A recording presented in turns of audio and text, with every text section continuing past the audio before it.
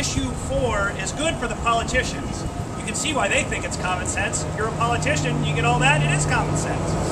But to the voters, what do they get out of issue 4? Less competition, loss of votes, loss of power, loss of ability to change council.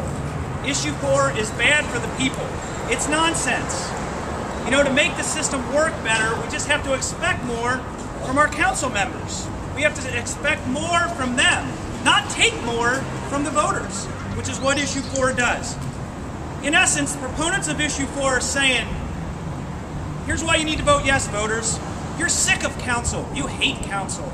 You don't think we get anything done. So punish yourselves. Take away your votes every 2 years. And then trust us. We'll get things done. How backward is that? Punish yourselves because you think council stinks and reward council in the process. How idiotic do they think the voters are? And once the voters think about this, I think they'll clearly understand why do we want to penalize ourselves and reward the council when we think council stinks and they aren't getting the job done. Truly, to have reform, the message should be, yes, reform is needed. You've heard Kevin Flynn from Charter and many people up here saying, yes, reform is needed, but not reform that has been completely tipped towards helping incumbents. This is so unbalanced. It's an unbalanced proposal. You know, they had every opportunity to balance reform, and they passed on balance to help themselves. They could have had staggered elections, would have allowed the community to vote every 2 years. They didn't want staggered elections. They could have had field races or head-to-head elections to have more accountability if less frequent elections.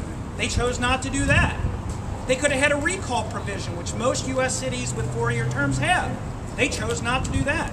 Lori Quinlivan admitted in a debate. The 6 of us, she said, the 6 council members, decided we didn't want recall. We didn't want to face the voters if we have ethics problems, which, let's be honest, Lori's had.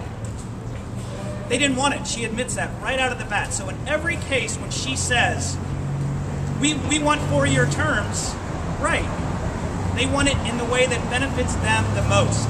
It does not benefit the voters. I also have to say, I think many people, including some of my Democratic colleagues up here, find it ironic that at a time when the Democratic Party is fighting all over Ohio to preserve the right to vote, 6 Democrats at City Hall are taking away the right to vote, are fighting to take away the right to vote for citizens here in Cincinnati. That is wrong. That is wrong. And at a time when people are struggling in this community, all across Ohio and in this country, struggling to make ends meet, less income, less job security. You have 6 city council members putting forward a proposal that gives them $120,000 more in income and more job security. That is wrong. That sets the wrong example. That is the wrong message. That is the wrong proposal. And so we encourage the voters, just give this a little bit of thought.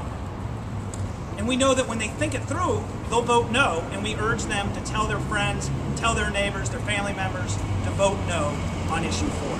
Thank you.